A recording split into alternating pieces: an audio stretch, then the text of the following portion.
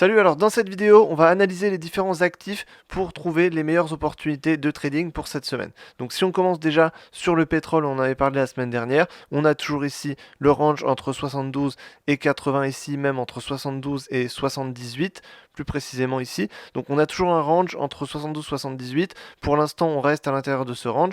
La semaine dernière, on s'apprêtait à venir chercher la borne haute. Et là, finalement, on va chercher la borne basse avec cette mèche. Donc voilà, on est toujours sur une alternance de haut et de bas ici. Donc là, ça va se traiter dans un range assez classique. Si on regarde ensuite les indices, alors les indices très intéressants, le S&P 500 qui avait cassé ici 4320 à la hausse, donc ça c'était plutôt un bon signe haussier. Là on revient dessus, marquer un pullback, hein, comme on avait dit la semaine dernière.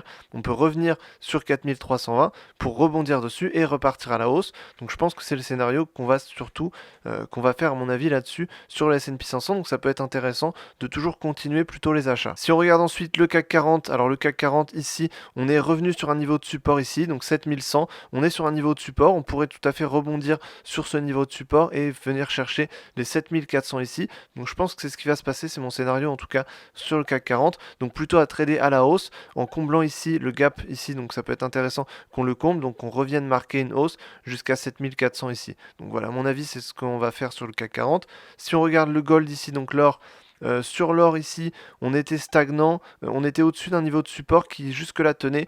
Cette fois-ci, cette semaine, le support n'a pas tenu, donc on est revenu, on a cassé ce support à la baisse, on est revenu marquer une baisse ici, on est sur 1910, quelque chose comme ça. Donc là, on commence à rebondir. Pareil, on peut revenir marquer un pullback sur 1940 pour ensuite rebaisser jusqu'à potentiellement 1880 ici. Donc voilà, pour l'instant, on est plutôt baissier sur le gold, légèrement baissier, ça va pas très vite, mais on est quand même plutôt baissier. Si on regarde ensuite sur le Forex, alors le Forex, il y a des pertes très intéressantes, notamment l'euro-dollar ici, on avait une hausse qui était assez importante jusqu'à 1,10 ici, donc là on est revenu sur les 1,10, on a rebondi sur les 1,10, on marque une baisse assez rapide ici, et à mon avis on va pouvoir repartir sur le niveau des 1,10, parce que là on a une bonne dynamique haussière, à chaque fois on marque quand même des plus hauts, des plus bas qui sont de plus en plus hauts à chaque fois, on le voit ici, un plus bas plus haut, donc là c'est intéressant, à mon avis on va revenir chercher les 1,10 et peut-être même les casser à la hausse. Donc en tout cas ici, Euro-USD plutôt à la hausse.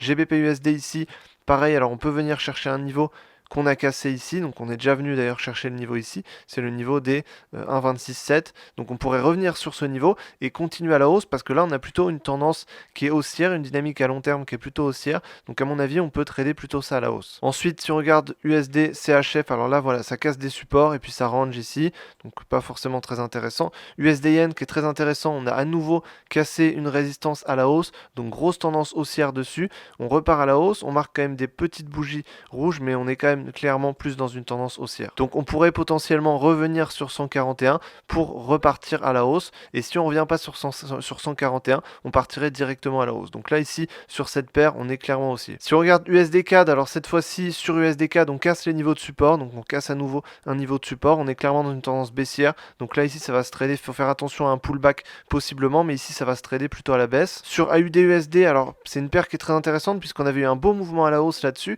et ensuite on vient corriger à la moitié.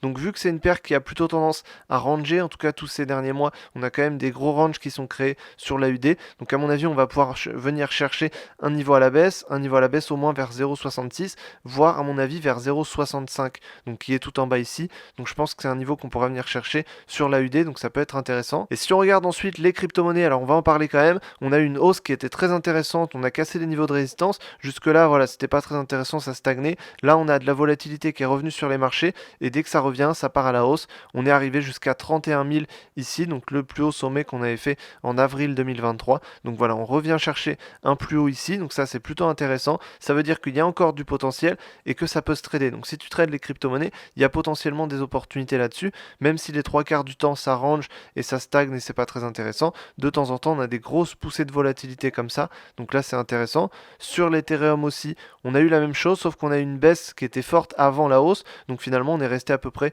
sur les mêmes niveaux. Je pense que le Bitcoin est plus intéressant là-dessus. Donc les meilleures opportunités pour cette semaine, à mon avis, ça va être principalement sur le Forex avec l'euro USD qui peut être intéressant à la hausse, sur le pétrole ici pour un trading de range qui est plutôt bien dessiné, sur le Bitcoin en crypto-monnaie parce qu'on a des pics de volatilité qui vont arriver, donc c'est intéressant à trader, et ensuite sur le S&P 500 à la hausse, sur le CAC 40 à la hausse sur un rebond de support, et également sur l'AUD USD qui peut être intéressant pour venir chercher un point bas. Donc j'espère en tout cas que je t'ai aidé dans cette vidéo à mieux comprendre les marchés pour cette semaine. Si tu veux en savoir plus sur le trading, sur comment trader, comment générer des revenus grâce au trading, tous les liens sont en description. Donc j'espère que je t'ai aidé et je te dis à la prochaine dans une autre vidéo. Salut!